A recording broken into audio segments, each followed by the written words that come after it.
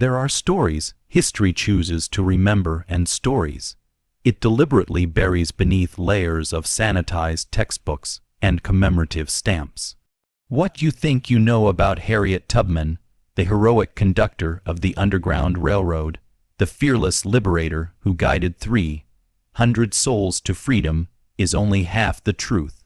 The other half was hidden in classified government documents that were sealed for a century, burned plantation ledgers whose ashes were swept away before investigators could examine them, and testimonies that were systematically destroyed by people who understood that some truths are too dangerous to survive. Tonight, I'm going to tell you what really happened during those years. She vanished from the historical record. What she actually did in the shadows between 1858 and 1860, when even her closest allies lost track of her movements. What made the most powerful men in America, senators, plantation owners, slave traders worth millions, terrified to speak her name aloud, even in private correspondence? Why Frederick Douglass burned an entire box of letters after her death, telling his secretary only that some secrets must die with those who kept them. This is not the sanitized version they taught you in school, where Tubman is reduced to a kindly woman leading people through the woods by starlight. This is the story of a strategic genius who understood that saving individuals would never be enough, who made a decision that would haunt her for the rest of her life, and who orchestrated an act of sabotage so devastating that it sent shock waves through the entire Southern economy. This is the story they never wanted you to hear. And after tonight, you'll understand why. By the spring of 1858, Harriet Tubman had already carved her name into the conscience of a divided nation. She had successfully guided 19 expeditions into slave territory, bringing approximately 300 people to freedom through a network of safe houses that stretched from Maryland to the Canadian border. The reward for her capture had climbed to $12,000, an astronomical sum that made her one of the most wanted fugitives in American history, worth more dead or alive than most free men would earn in a lifetime. But then something strange happened, something that even today historians struggle to explain with the fragmentary evidence that remains. She disappeared. For nearly 2 years, there were no reported rescues, no sightings along the usual routes, no rumors filtering through the network of safe houses and sympathetic conductors. The abolitionists who had worked with her, who had risked their own freedom to support her missions, grew increasingly concerned. Frederick Douglass, the most prominent black abolitionist in America, wrote at least 7 letters inquiring about her whereabouts, letters that were never answered or whose responses have been lost to history. William Still, the meticulous record-keeper of the Underground Railroad, who documented every person who passed through his Philadelphia station, noted in his journal on June 14, 1858, "Moses has gone silent in a manner most uncharacteristic and deeply troubling. Her last communication spoke of a different kind of work that must be done, but she provided no details. I fear for her safety, yet I also fear what she may be planning. She has always possessed a determination that borders on the reckless." The slaveholders, meanwhile, breathed easier for the first time in years. They assumed she had finally been caught and killed in secret, or perhaps had fled to Canada permanently, exhausted by years of dangerous work. Some whispered that she had been betrayed by someone in her own network, sold out for the massive reward. The wanted posters gradually came down from post office walls and courthouse doors. Slave patrols relaxed their vigilance slightly. The name Moses, the code name enslaved people used for Tubman, was spoken less frequently in the hushed conversations that took place in slave quarters after dark. They had no idea what she was actually doing, and that ignorance would cost them everything. The truth began with a meeting that took place in a basement in Philadelphia on a cold March evening in 1858.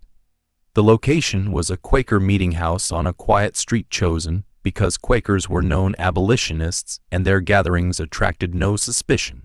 Present were Tubman, 3 men whose names were never recorded in any surviving document, and a white abolitionist named Thomas Garrett, a man who had already helped thousands of enslaved people escape, and who would later estimate he had assisted over 700 freedom seekers during his lifetime.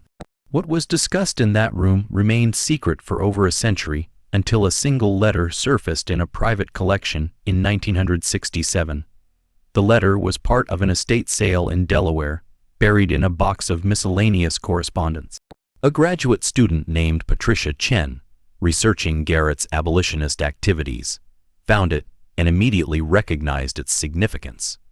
She photographed several pages before the entire collection was purchased by an anonymous buyer for an undisclosed sum. A buyer who has never been identified and who ensured the original documents disappeared from public access within 48 hours. But before it vanished, Chen managed to capture one crucial page. The fragment in Garrett's distinctive handwriting read, "The plan she proposes is more dangerous than anything yet attempted by our network. If successful, it would strike at the very heart of the institution, not merely at its branches. It would create chaos in the slave markets, disrupt the breeding operations, and cast doubt on ownership claims across 3 states. But if she is caught, and the likelihood of capture is considerable, they will make an example of her that will echo through generations. They will not simply hang her. They will ensure her death is public, prolonged, and designed to terrify anyone who might follow her example. I have tried to dissuade her with every argument I possess. She will not be moved. She says she is tired of saving people one family at a time while the system grows stronger.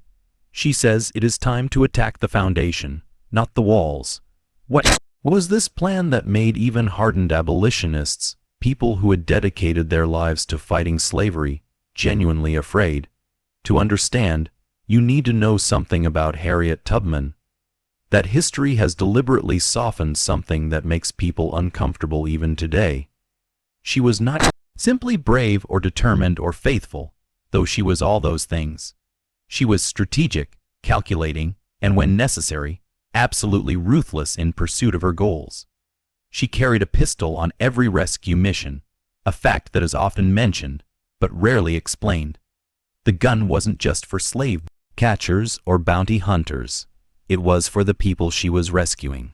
If someone in her group wanted to turn back, endangering everyone else through their fear or exhaustion, she would put the gun to their head and give them a choice: continue to freedom or die right there in the woods. As she reportedly said, and this is documented in multiple sources, "You'll be free or die a slave, but you won't go back and betray the others." This was not a woman who made empty threats. This was not a woman who let sentiment override strategy. And this was not a woman who would be satisfied with incremental change when revolutionary action was possible. The plan she conceived in early 1858 was based on a simple but devastating observation. The Underground Railroad saved individuals and families, which was noble and necessary work. But for every person she freed, 10 more were born into bondage. The institution itself was not shrinking. It was growing, becoming more entrenched, more profitable, more defended by law and custom. The Fugitive Slave Act of 1850 had made the situation even worse, turning the entire nation into hunting ground and forcing even free states to participate.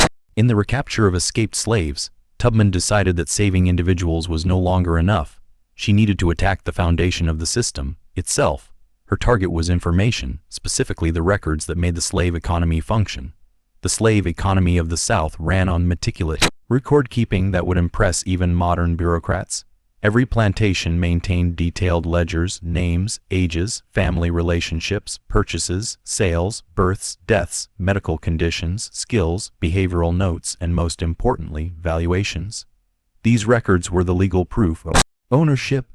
They were kept in fireproof safes when possible, guarded jealously, and used in courts to settle disputes, track down runaways, and establish inheritance claims.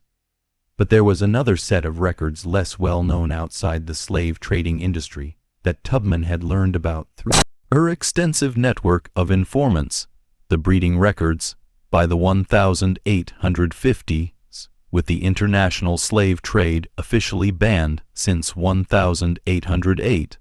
The domestic slave trade had become a massive and highly organized industry. Enslaved people were being systematically bred like livestock with detailed records kept of bloodlines, fertility rates, genetic traits, and family histories going back generations. Certain plantations specialized in this practice, operating what were essentially human breeding farms, where enslaved women were forced to bear children who would be sold for profit. The most valuable records tracked families across multiple generations, allowing traders to predict which children would grow into the most profitable workers, which women would be the most fertile, which men would produce the strongest offspring. These records included notes on temperament, intelligence, physical characteristics, health histories, and even personality traits that were believed to be hereditary. These records were kept in a central location, a nondescript three-story brick office building in Richmond, Virginia, that served as the headquarters for the largest slave trading operation in the South. The company had reorganized several times, changing names to avoid the stigma associated with the original Franklin and Armfield partnership, but the function remained the same. This building was the nerve center of the domestic slave trade, processing thousands of transactions annually and maintaining the master database that allowed the entire system to function efficiently. Tubman's plan was to destroy these records, all of them, every ledger, every breeding chart, every genealogical document that reduced human beings to livestock pedigrees. It sounds almost absurdly simple when stated that way, but the implications were staggering. Without the breeding records, thousands of enslaved people would become legally ambiguous. Their ownership would be disputed in courts. Their valuations would be uncertain, making sales difficult, and insurance claims impossible. The carefully constructed genealogies that allowed traders to sell children away from parents to break up families with the justification that they were optimizing bloodlines would be erased. The entire system would be thrown into chaos. But there was a problem, actually several problems, each seemingly insurmountable. First, the building was in the heart of Richmond, the capital of Virginia, surrounded by slave patrols, vigilant citizens who would report any suspicious activity, and a legal system that would show no mercy to anyone caught attacking the slave trade. This wasn't a plantation in the countryside where Tubman could slip in and out under cover of darkness, relying on her knowledge of the land and the cooperation of enslaved people who lived there. This would require something she had never attempted before, operating in plain sight in a major city in the very center of Confederate power. Second, even if she could destroy the central records, plantation owners maintained their own copies. The chaos would be temporary unless those records were also destroyed. She would need to coordinate simultaneous attacks across dozens of plantations in multiple states. A logistical nightmare that would require perfect timing, absolute secrecy, and a network of people willing to take enormous risks. Third, she would need to get inside the building, access the vault where the most important records were kept, and destroy everything before being discovered. The building had guards, locks, and security measures designed specifically to prevent theft or sabotage. Any one of these problems would have deterred most people. Tubman saw them as challenges to be solved. She would need help. She would need resources. She would need time to plan. And she would need to become someone else entirely. Someone who could move through Richmond without attracting suspicion. Someone who could gather intelligence. Someone who could get close to the building and its routines. She would need to disappear. Harriet Tubman disappeared from the abolitionist circles of Philadelphia in April 1858. When she resurfaced 6 weeks later in Baltimore, even her closest associates didn't recognize her at first glance. She had transformed herself into an elderly house slave named Mary, complete with gray hair achieved through a mixture of ash and lard, a stooped posture that she maintained so consistently it became second nature, and the deferential manner of someone who had spent a lifetime in domestic service and learned to make herself invisible. The disguise was not just physical. She had studied the speech patterns, the gestures, the entire bearing of an older enslaved woman who posed no threat to anyone, the kind of person white people looked through rather than at. This was not her first disguise. She had posed as a man on several occasions, as a free woman with forged papers, even as a mentally disturbed person to avoid questioning during her rescue missions, but this was different. This persona needed to be sustainable for months, not days. It needed to withstand close scrutiny in an urban environment where people paid attention to strangers, where slave patrols checked papers regularly, where any inconsistency could lead to arrest and interrogation. She spent the summer of 1858 in Baltimore working as a hired-out domestic servant. This was a common practice in border cities. Enslaved people whose owners lived elsewhere would be rented out to urban families for a weekly or monthly fee, with the money going to the owner. Mary came with impeccable references, forged documents that claimed she was owned by a widow named Mrs. Elizabeth Hartley in Delaware, who needed the income after her husband's death. The forgeries were the work of a free black man in Philadelphia, who specialized in creating false papers. He was so skilled that his documents had never been detected, and he charged accordingly, $50 per complete set of papers, a fortune that Tubman had saved from her work as a cook-andress during the periods between her rescue missions. But Tubman wasn't in Baltimore to work as a domestic servant. She was there to learn and to recruit, through the network of enslaved domestics in the city, a network that was far more extensive and organized than most white people realized. She made contact with a man I'll call James. His real name was never recorded in any document that survived, and for good reason. What he did was dangerous enough that even decades after slavery ended, people who knew the truth chose to protect his identity. James was a literate enslaved man who worked as a clerk in a shipping office near the Baltimore docks. This was not uncommon in cities. Many enslaved people held positions that required education, though it was technically illegal in most southern states to teach them to read and write. James had been taught by his mother, who had been taught by a sympathetic owner's daughter, before being sold south. He had hidden his literacy for years, pretending to be illiterate while secretly reading everything he could access. His position in the shipping office gave him something Tubman desperately needed: access to commercial records and shipping schedules. More importantly, he had connections throughout the domestic slave trade network. He knew which traders were moving people where, which auctions were scheduled, which plantations were buying and selling, and crucially, he knew about the Richmond office and the records it contained. Their first meeting took place in a cemetery after dark, a location chosen because enslaved people were often sent to tend family graves, and their presence there would not attract suspicion. Tubman, still in her merry disguise, pretended to be tending a grave while James walked past slowly, speaking in a low voice without stopping or looking at her directly. "I know who you are," he said quietly. "I know what you've done. And I know you're planning something bigger than rescue missions." Tubman's hand moved toward the knife she kept hidden in her skirts, but she didn't draw it. "How do you know that?" "Because you've been asking questions, careful questions, but questions nonetheless, about the Richmond office, about record keeping, about security measures." He paused at a gravestone, pretending to read the inscription. "What you're asking is suicide. That building has guards.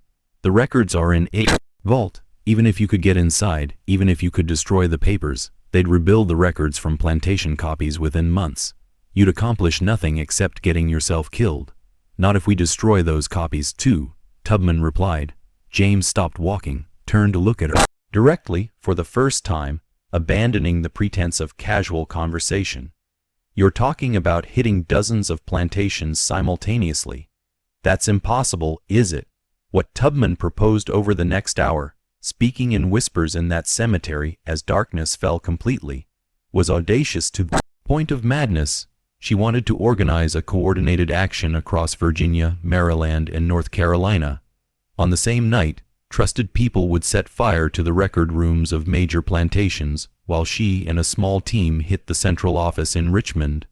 The fires would be set to look accidental: a knocked-over lamp, a careless spark from a fireplace, a candle left too close to papers, nothing that would immediately point to organized sabotage.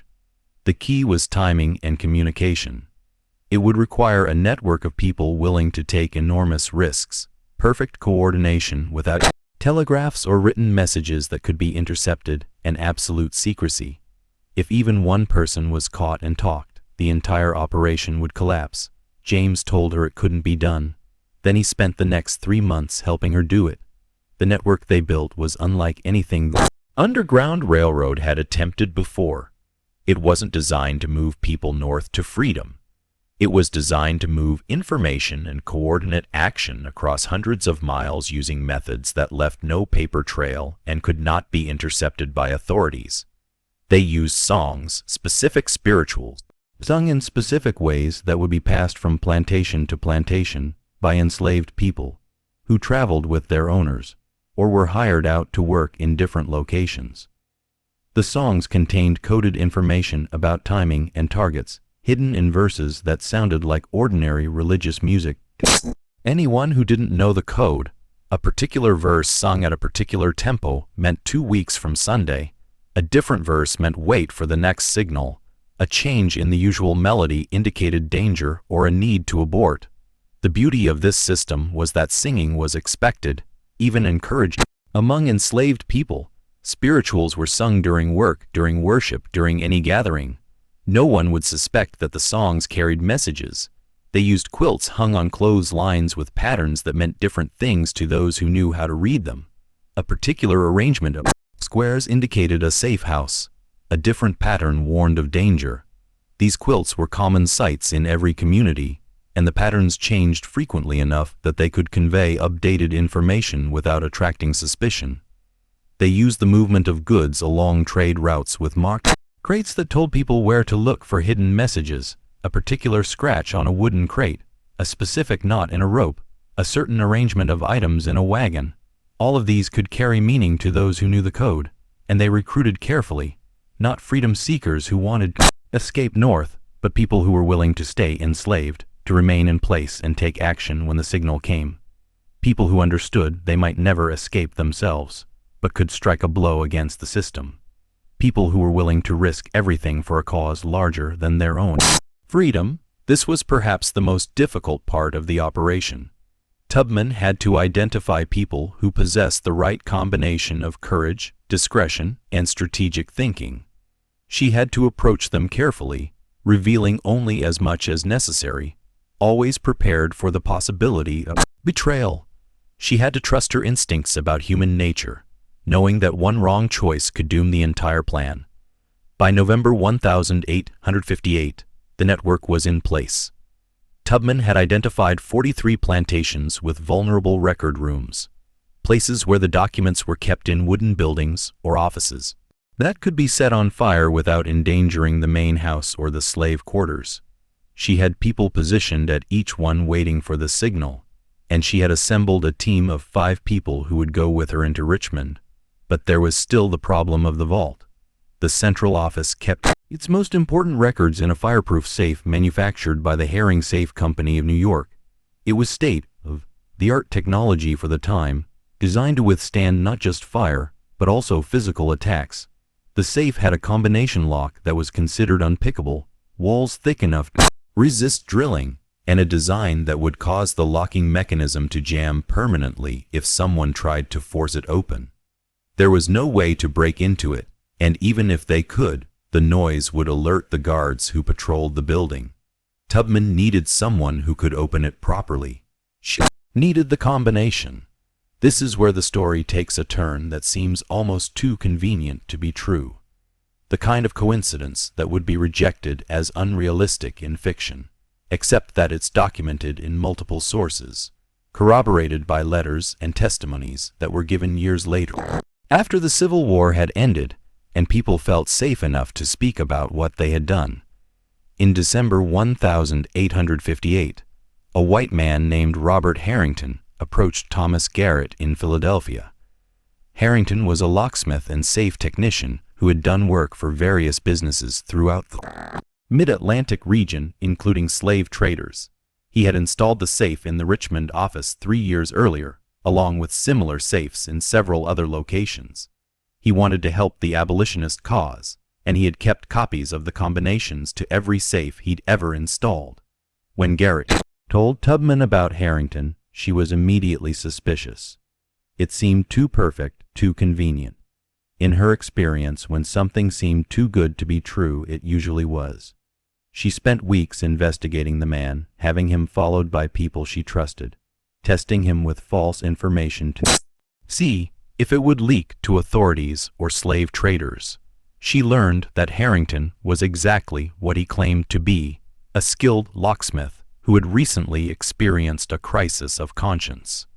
The catalyst had been a slave auction he witnessed in Richmond while installing a safe in a nearby building. He had watched as a mother was separated from her 3 children, each sold to different buyers. The woman's screams had haunted him for weeks afterward. Finally, Tubman agreed to meet with him personally in a safe house in Philadelphia. The meeting took place on a January evening with snow falling outside and a fire burning in the fireplace. Garrett was present as a witness and mediator. Why now? Tubman asked him directly, studying his face for any sign of deception. You've installed these safes for years. You've profited from this system. You've helped slave traders protect their record and their money. Why help us now? Harrington's answer was simple and devastating. I have a daughter. She's 7 years old. Last month, she asked me what I do for work, where I go when I travel. I realized I couldn't tell her the truth. I couldn't tell her that I help keep people in chains, that I make money from human misery. I couldn't look at her innocent face and explain that her comfortable life is built on the suffering of children just like her. So I'm here. I can't undo what I've done, but I can try to make it right. Whether his motives were genuine or not, and Tubman never fully trusted him, she decided to use the information he provided, but she didn't tell him the full plan. She told him she wanted the combination to help forge freedom papers, to create documents that would help people escape. He gave her the combination and several other pieces of useful information about the building's layout and security measures, believing he was helping with forgeries and perhaps small-scale theft. He had no idea what was really about to happen, and Tubman made sure he would never know, never be implicated, never face consequences for his assistance. She protected him the same way she protected everyone in her network through compartmentalization and careful management of information. By January 1859, everything was in place. The network was ready, spread across 3 states like an invisible web. The team was assembled, each person carefully chosen and prepared for their role. The combination was secured and verified. All that remained was to choose the date and give the signal. Tubman chose February 23, 1859. It was a Wednesday, the middle of the week, when people would be least alert, when routines would be most predictable. There would be no moon that night. She had consulted almanacs to ensure complete darkness, and it was exactly 1 week before a major slave auction in Richmond that would bring traders from across the South to the city, meaning the records would be in heavy use, and the office would be fully stocked with the most current information. The signal went out through the network in early February. A spiritual called "Steal Away to Jesus" was sung at a particular cadence in a particular church in Baltimore. From there it spread south along the trade routes carried by enslaved people who traveled with their owners by hired-out workers who moved between cities by those who had permission to visit family on other plantations. Within 2 weeks, 43 people across 3 states knew that on February 23rd at midnight they were to act. None of them knew about the others. Each believed they were acting alone, striking an individual blow against their own oppressors. That was Tubman's genius. If one was caught and tortured for information, they couldn't betray a network they didn't know existed. They could only reveal their own actions, which would be dismissed as an isolated incident, a single act of rebellion rather than coordinated campaign. Harriet Tubman arrived in Richmond on February 20th, 1859, still in her disguise as the elderly Mary. She came by train, sitting in the segregated car reserved for enslaved people and free blacks, her papers carefully prepared and her story rehearsed until it was second nature.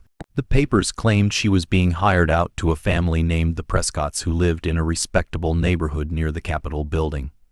The Prescotts didn't exist, but the papers were good enough to pass inspection at the checkpoints that controlled entry into the city.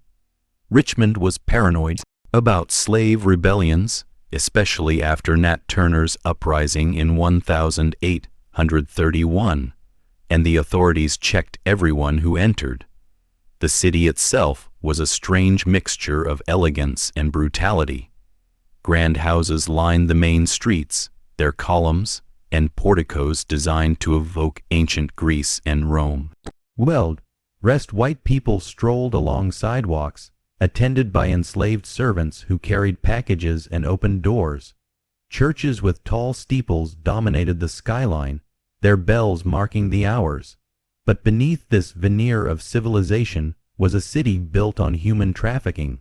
Richmond was one of the largest slave trading centers in the South, second only to New Orleans.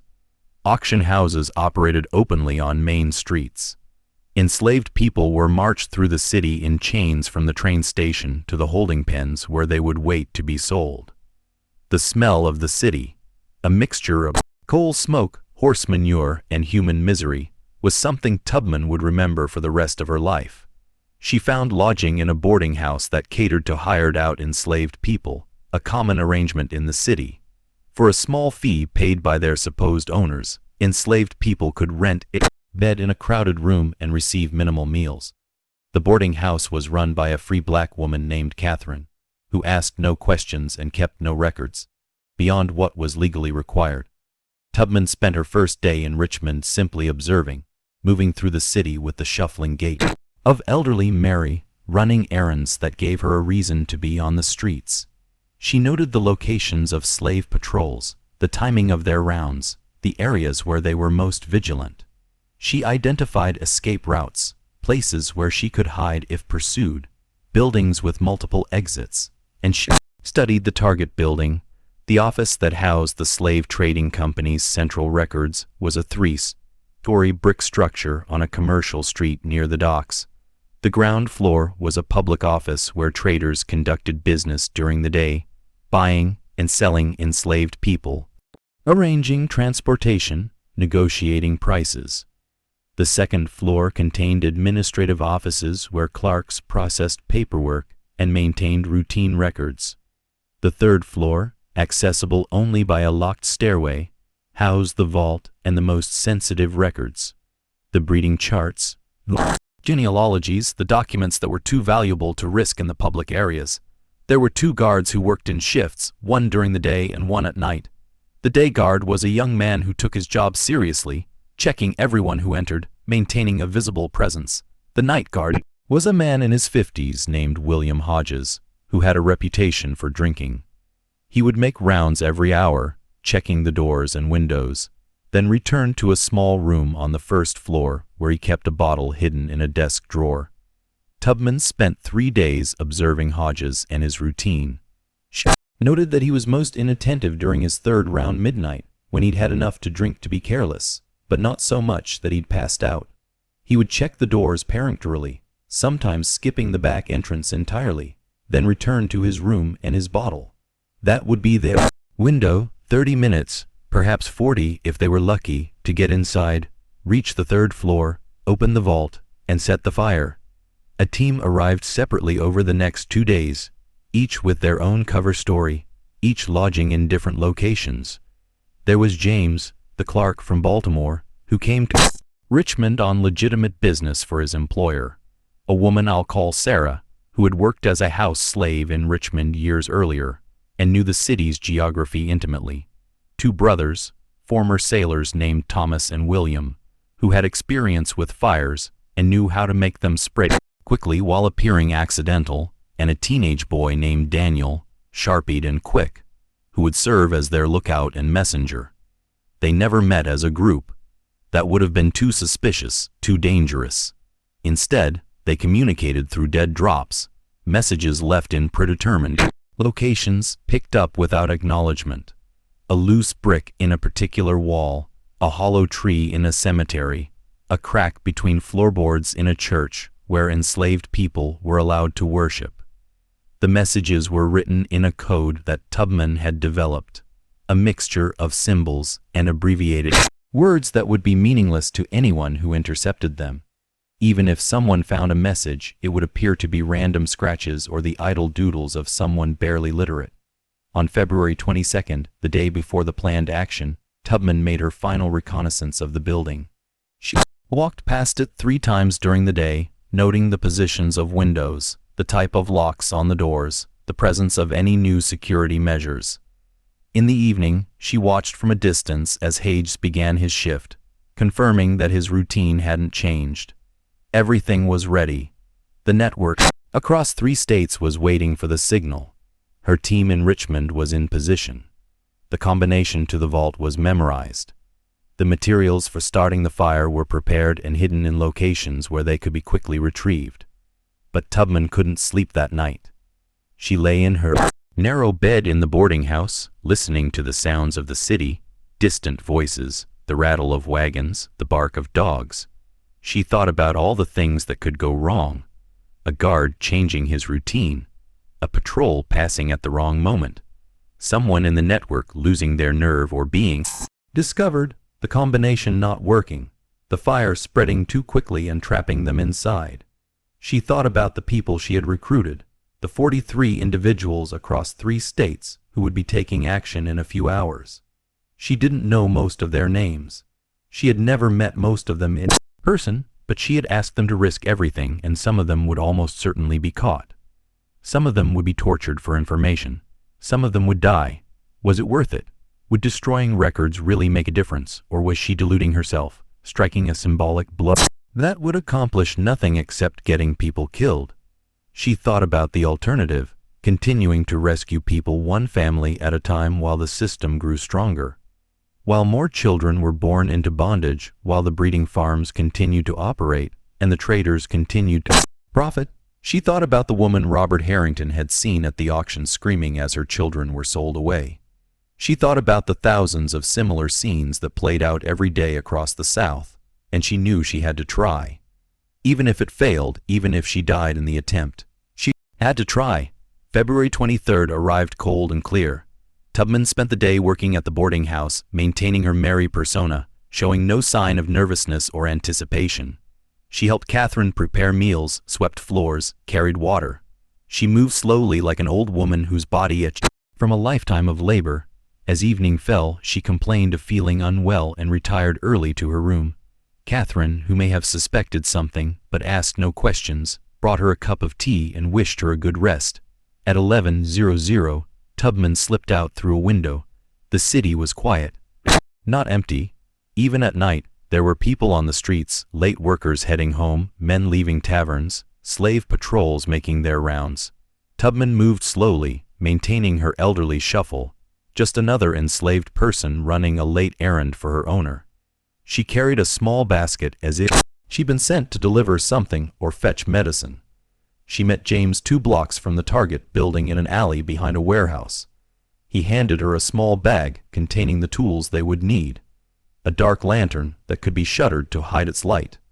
A set of lockpicks that he had made himself and materials for starting a fire that would burn hot and fast. A mixture of chemicals that when combined would create an intense heat that would ensure complete combustion of paper. The others are in position, James whispered. Sarah is watching the guard from across the street. Brothers are at the back entrance, ready to move when we signal. Daniel is at the corner, ready to warn us if patrols come.